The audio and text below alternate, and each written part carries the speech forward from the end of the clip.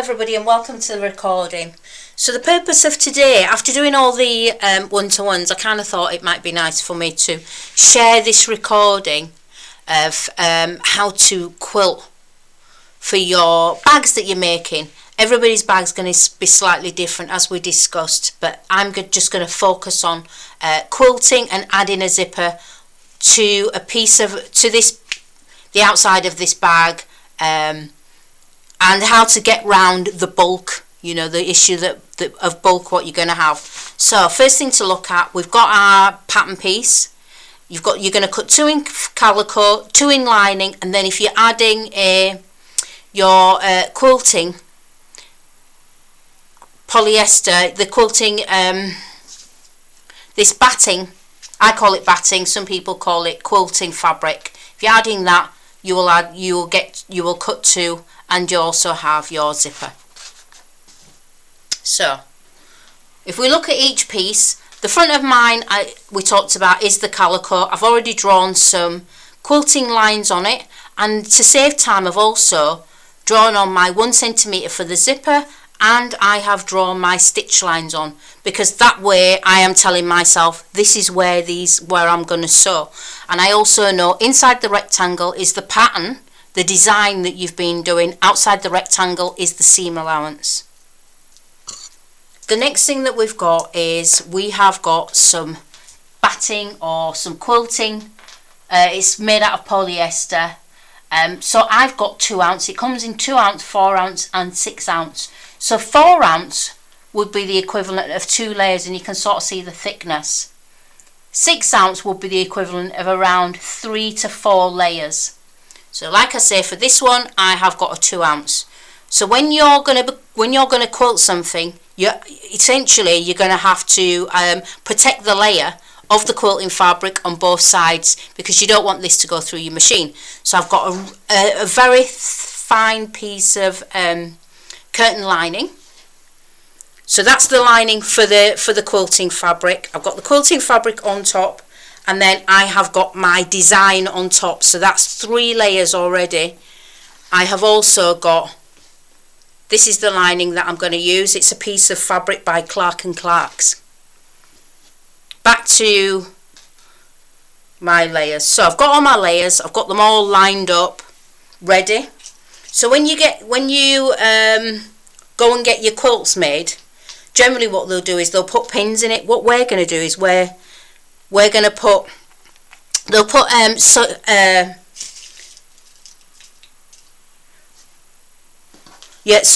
pins in it. So I'm going to put sewing pins in. They'll put, you know, the pins that you like what you use on clothing. So what I'm going to do is I'm going to put some sewing pins in, just to keep all my layers in place.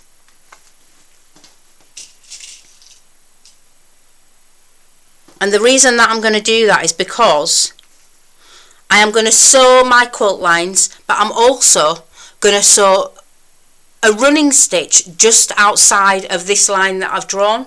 And the reason that I'm going to do that is because it's called a stay stitch. So a stay stitch is a protective stitch. You will set your machine on the biggest stitch length that you've got, which is probably a number 5, and what you'll do is you won't back stitch.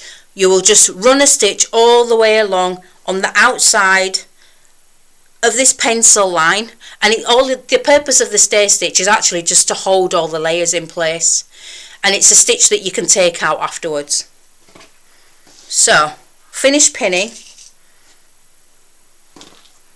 Pins that I'm using are entomology pins, so they're nice and long. You can get them from Merchant and Mills. I'm not selling anything for them.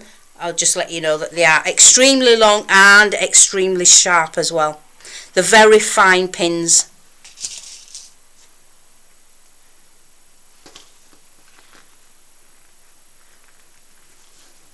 So that's all my layers. That's all my layers that's all my layers pinned in place. And what I'm going to do is I'm going to take this over to the sewing machine. I'm going to sew all my lines, and I'll meet you back here in a minute.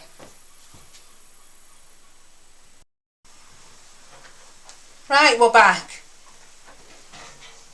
So I wanted to show you the front of what my work looks like. Let's see if we can get a close-up. I've got a close-up here so that you're able to see exactly the stitches. So the green thread, let's get that nice and close. There we go, we've got it in focus. The green thread, I've stitched that on a number 5, and you can see my pencil line, and what I've done is I have stitched outside the pencil line because this is called my stay stitch, and the reason that we talked about this stay stitch is it just holds all 3 of the fabrics in place. It's going to hold this quilting fabric in place. So I've got my quilt lines, they're in a different colour, I've done them in red, and you can clearly see I have back stitched up both ends of the lines.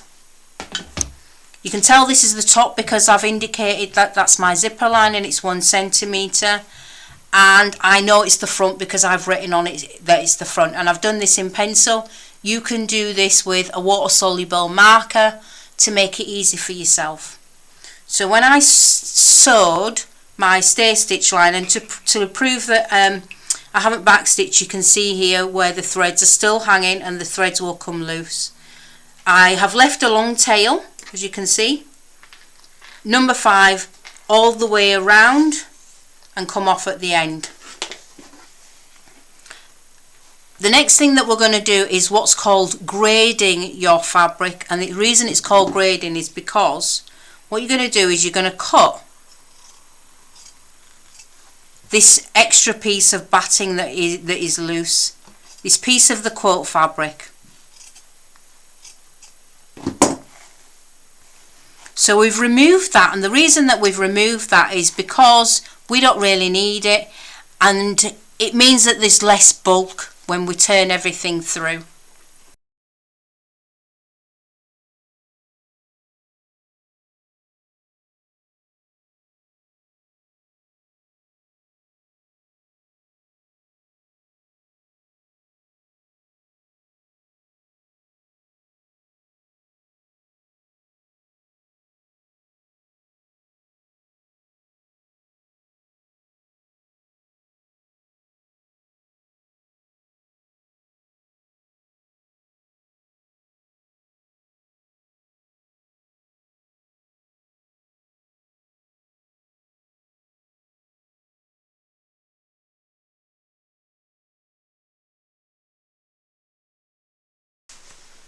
So here's my new presentation, and what I'm going to do is I'm just going to cut all my threads first.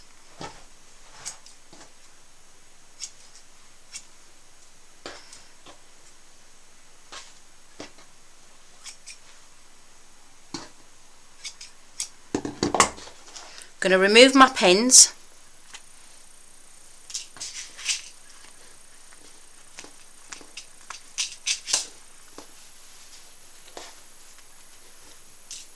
And if you notice, I'm turning my work around as I am taking the pins out, it's quicker. So thing to notice, and I'm just going to go in closer. Thing to notice is that you can see I haven't backstitched, but what I have done is I've stitched on my wavy lines. So I've started here, started before the lines, stitched my wavy lines, actually, that you can see that one where the mistake is there, and you can sort of see as well, you know, just to be transparent, my lines are never perfect. I've missed my pencil line there, but I have stitched my wavy lines and I have just come off the end, and I didn't want to see any back stitching on my work. So the idea here is, because this is your design, you have to think about what you want your design to look like. You know, we talk about right and wrong, and there is no right and wrong. When you're designing this, you have to feel empowered to take control of what you want the finish to look like, and you have to be able to experiment as well. So to do this, like I said, stitch your design in first. That's my wavy lines, those are my designs. arrange the camera. Stitch your design in, like we've said. There's no back stitching here. You can see that if I pull the threads, you can tell that there's no back stitching there. Then sew your guideline. Remember we talked about this stay stitch on the biggest stitch length, number 5.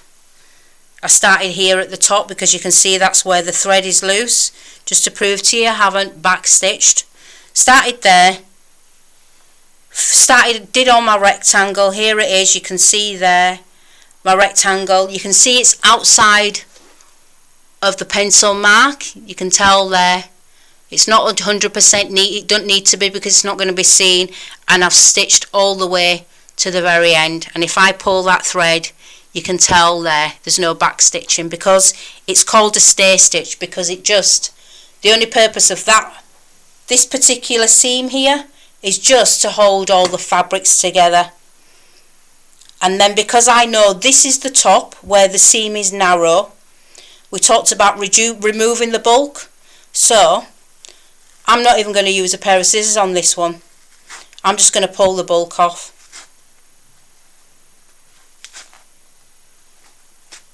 Remember that quilting? I'm just going to remove the bulk this way. So I didn't even use a pair of scissors, just pulled it off with my finger, you can see there. And this is what we call grading the fabrics. So I've graded my fabric, and now I'm ready to put my zipper on. And you'll see the rest of that with the next clip. Back, and there we go. So if I turn this round, you can see now when I put my zipper in, you'll be able to feel there's less bulk all the way around. So let's reposition the camera.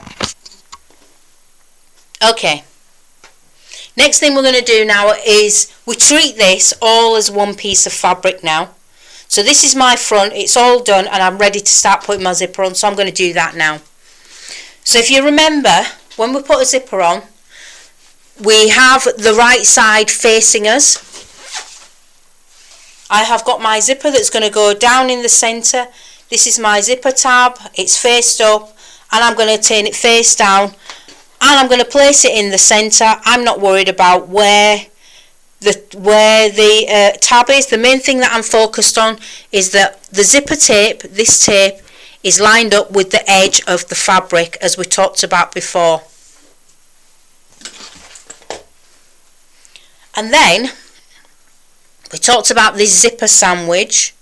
This is my lining, it goes face down, so we're making this zipper sandwich what I keep talking about. Just get my pins, and I'm going to pin along the edge. I can feel where the zipper tape is. I can actually see it's there, where the zipper tape is, and I can see where the zipper teeth are. So I'm going to put lots of pins in, and I'm checking to make sure that I've got all the layers that I need. These pins are quite long, so I won't need as many because they cover a longer area. They're also extremely sharp, so I'm always very careful when I know that they're very sharp.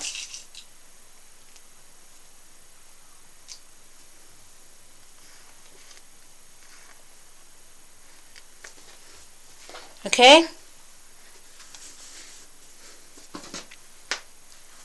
so same thing as always, you're going to run your fingers along, you're making that invisible line to tell yourself where you're going to sew. And I'm going to sew this, and I'll meet you back in a minute.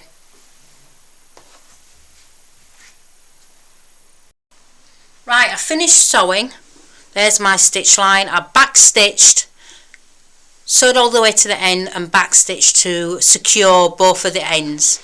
This is where my zipper's going to open. And what I'm going to do is I am going to finger press the layers. In other videos you have seen me top stitch. You're entitled to top stitch if you want. I'm finger pressing at the moment. And all that's doing is it's opening all the layers for me. So I know this side is done. So in this instance, what I'm going to do is I'm actually going to top stitch along here, and the reason I'm going to make sure I top stitch along this particular piece example is because I know that because I've done all this quilting, I know there's quite a lot of layers. So I know if I top stitch, it will keep all the layers down. And I purposely haven't ironed it because this is quite thick, and I know it's polyester, and if I start ironing it, you run the risk of flattening it. So that's the reason that I haven't ironed my sample. So what I'm going to do is I'm going to top stitch along the edge where the zipper is, and I'll see you back here in a minute. Okay, so we're just going to look at this sample before we put the rest of the zipper on. So you can see here I have top stitched. I've got a very narrow sewing foot for the industrial machine.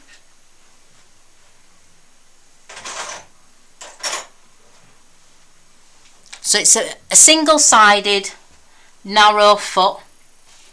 Let's get the foot in the right place. It's single-sided, you can see it there, and it means that I can get quite close into the edge when I'm sewing along.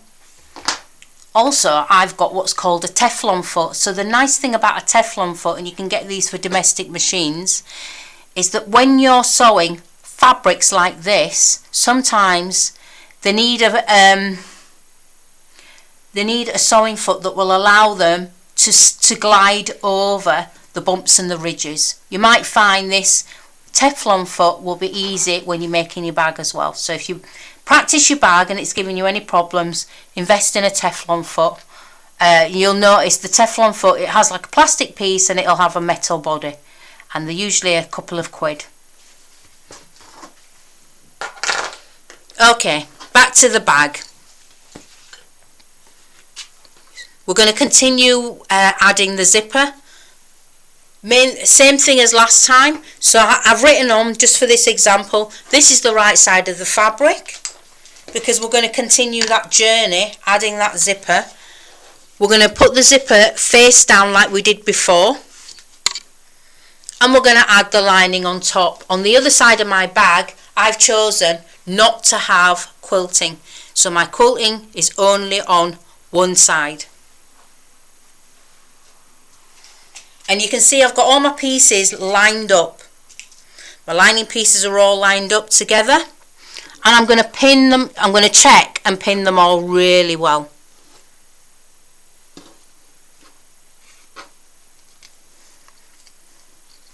Just want to make sure all my corners are lined up.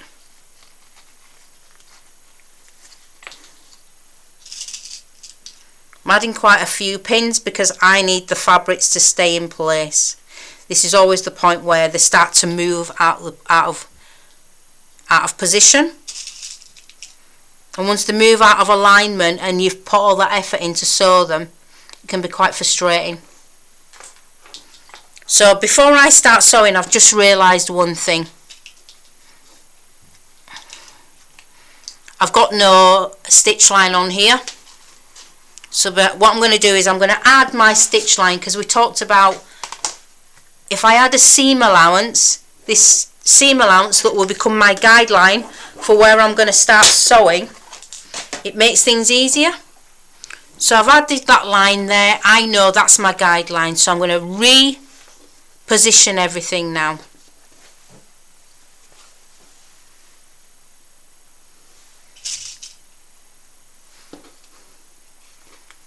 There we go. Got my guideline, so I know that's where I'm going to sew. Just need to make sure all my pieces are lined up.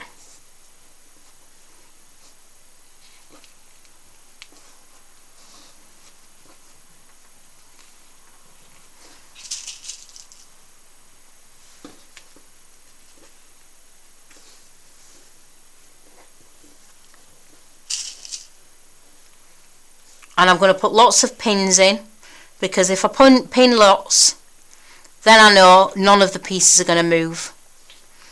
Same thing as before, running my finger along to create that invisible line for myself, that invisible indentation that will tell me where I'm going to sew.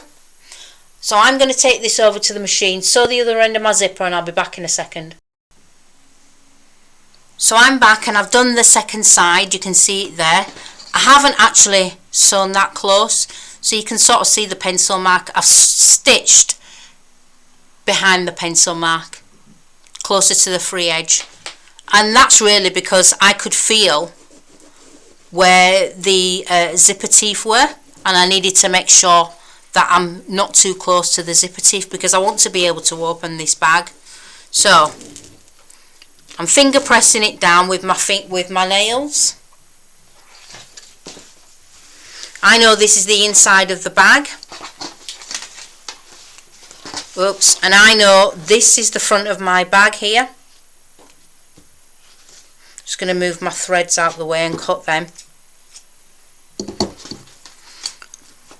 I want to check, as normal, my bag will open. And I know I haven't stitched it too close because it's opening nice and fine. Yeah, it opens perfectly. Yeah. And then you continue on the rest of your journey. The assembly of the bag is the same as what we've done before. So if you remember, we will have the two front pieces right sides together. We will open the zipper. So I've opened the zipper and I've left it about 5 centimeters from the end. I've got the two front pieces together, and I've got the two lining pieces together. And then what I've done is I've flattened all the seams towards me, and I'm going to pin all the way around. And what I'm going to do is, if you remember, we're going to leave an opening, so we need to pin at each side, leave an opening, and we will sew along those sides. Yeah, and we'll turn it through as normal.